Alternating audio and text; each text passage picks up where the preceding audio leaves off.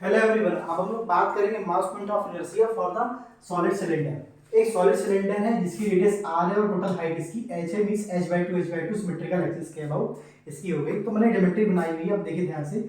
ये x लिया हुआ है, ये y लिया हुआ है, यहाँ पे z लिया हुआ है। तो x और z के अबाउट अपेरेंस सेम है, तो मोमेंट ऑफ इनर्शिया भी इसका सेम होना चाहिए। और z जो है ये इसकी एक्सिस है जो इसको बाइसेक्ट करती है। तो ये भी सिमेट्रिकल एक्सिस है, लेकिन ये डायमीटर के परपेंडिकुलर है और ये दोनों डायमीटर के पैरेलल है। तो हमें इस चीज को समझना होगा कि I x x is equal to the I z z, जैसा भी नोटेशन लिया है इसके हिसाब से, और आई वाई वाई हमारा थोड़ा सा अलग होगा। तो ये एक हमें निकालना होगा, ये निकालना होगा सिलेंडर के केस में। तो देखिए सिलेंडर आपका ये है कुछ इस तरीके से, ये हमने h/2 लिया, ये r और r लिया, एक हमने स्ट्रिप कट किया है।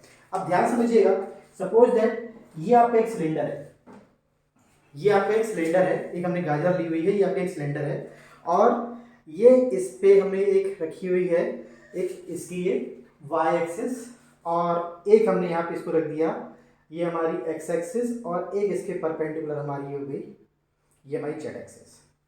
सो ड्यू टू सिमेट्री ये दोनों सेम हो गए, ये आपका y हो गया। अब हम क्या कर रहे हैं कि ये आपका हाइट h है, h/2 यहाँ से, h/2 यहाँ से सेंटर से, ये रेडियस r है यहाँ पे, और ये डायमीटर टोटल d है। तो अब हम इसमें एक स्ट्रिप कट कर रहे हैं कुछ इस तरीके से। तो स्ट्रिप कट करेंगे, सो हमने एक स्ट्रिप कट किया लाइक दिस, और ये हमारी एक स्ट्रिप कट होगी।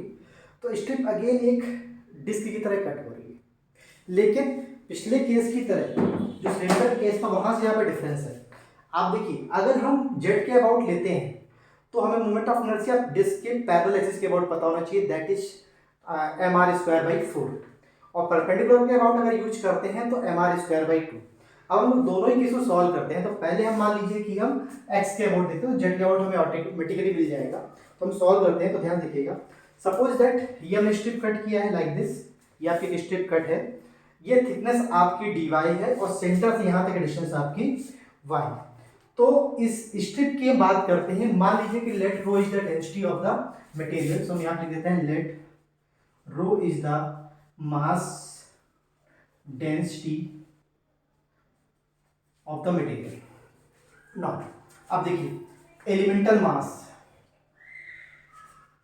मास that is dm is equal to the, strip का रेडियस तो कांस्टेंट ही रहेगा, so pi r square into strip की हाइट इसकी dy, और डेंसिटी यानी कि रो से हमने मल्टीप्लाई कर दिया, ये इसका हमारा dm हो गया, elemental mass of the strip.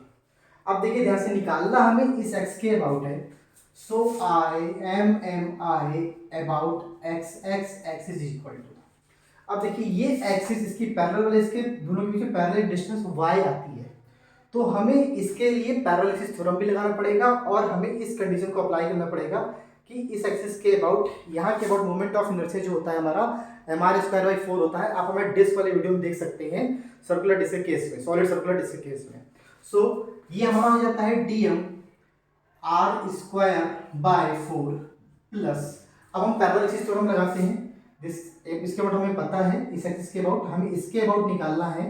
तो IG प्लस जो आपका मास और डिस्टेंस का स्क्वायर होगा, तो IG आपका ये हो गया, मास आपका dm हो गया, और डिस्टेंस आपका y का स्क्वायर।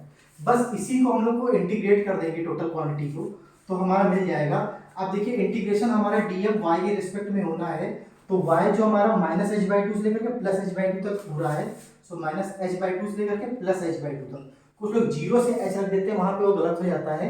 याद रखिएगा, आपने एक्सिस ये जूम किया है तो -h/2 नीचे की ओर और ऊपर की ओर +h/2 हमें ये लेना है। आप पुट कर दीजिए वैल्यूज को, आप सिंपली आप सॉल्व कर सकते हैं। सो इंटीग्रेशन ऑफ -h/2 से लेकर +h/2 तक आपने लिखा, यहाँ पर dm की वैल्यू आपने निकाली हुई है अभी। This is the rho pi r² dy, एक r² पहले से था, by 4 plus integration of -h/2 से लेकर के +h/2 तक, dm के अगेन रो पाई r² y² पहले से था dy। यहाँ पे देखिए रो कांस्टेंट है, पाई कांस्टेंट है, इस बार r भी कांस्टेंट है, केवल y वेरिएबल है, फुल कांस्टेंट है।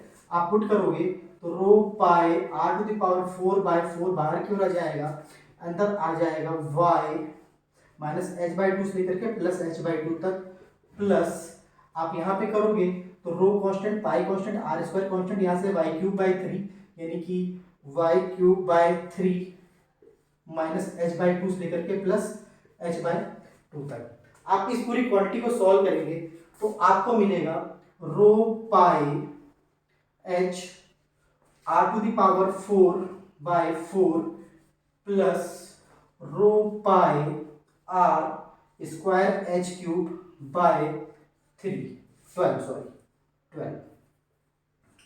अब हमें इसको असेंबल करना है, तो मैं ऊपर क्वांटिटी को रिमूव करता हूं।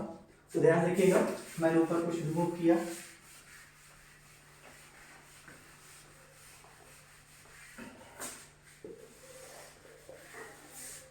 रिमूव करने के बाद हम लोग इसमें से MMI XX के अबाउट हम जान रहे हैं।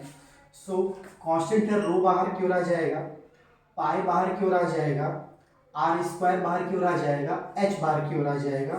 बाय हम 12 को भी ले लेते हैं तो अंदर बचेगा 3r square plus h square. Now आप देखिएगा rho pi r square h, this will be the total mass of the cylinder. Pi r square h is the volume, rho को मल्टीप्लाई किया, this is total mass of the cylinder. तो this becomes m by 12 3r square plus h square. This is the mass moment of inertia for the x axis as well as mass moment of inertia for the z axis, जो हमें notation यहाँ पर लिया हुआ है। ये हमारा मास moment of inertia हुआ x और z के अबाउट। लेकिन अभी हमें y के अबाउट और निकालना है, तो उसके लिए हम लोग, ये तो बहुत छोटा हिस्सा है, आसानी से सॉल्व कर सकते हैं। अब देखिए हम y के अबाउट निकालें तो ये इसके परपेंडिकुलर एक्सिस के अबाउट हम लगा सकते हैं थ्योरम। तो ये जस्ट लाइक आप इधर से देखेंगे सिलेंडर को, चाहे पूरा सिलेंडर जितना भी हो, आपको वो एक डिस्क की तरह ही दिखाई देगा। तो ये mr स्क्वायर बाई 2 ही आना चाहिए, हम लोग देखते भी हैं। So MMI YY is equal to the DM, हमें मालूम है परपेंडिकुलर के अबाउट जो इसके अबाउट रोटेशन होता है उसके अबाउट होता है DM इंटू आर का स्क्वायर बाय 2, और इसको इंटीग्रेशन कर देंगे अगेन, DM y में होना तो माइनस एच बाई 2 से लेकर के प्लस एच बाई 2 तक।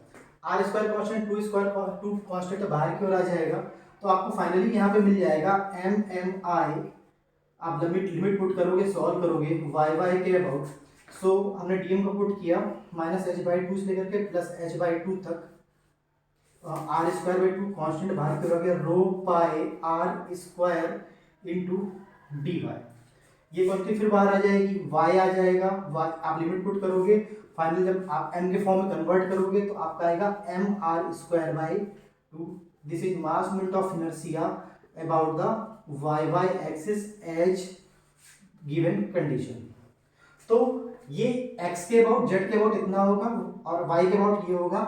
इन्हीं दोनों को लेकर के आप साइड डेरिवेशन को इसको आप एज्यूम कर सकते हैं, क्वेश्चन को इसको सॉल्व कर सकते हैं। याद रखिएगा कि जब सिलेंडर का केस है तो आपको पहला की पॉइंट है कि आपको पैरालिसिस थ्योरम अप्लाई करना पड़ेगा और डिस्क को लेकर के आपको सॉल्व करना पड़ेगा। डिस्क का मोमेंट ऑफ इनर्शिया आपको निकालना आना चाहिए, उसके बिना आप इसको अप्लाई नहीं कर सकते, या फिर आप सिर्फ रट के जाओगे, एग्जैक्टली समझने की वाली बात नहीं।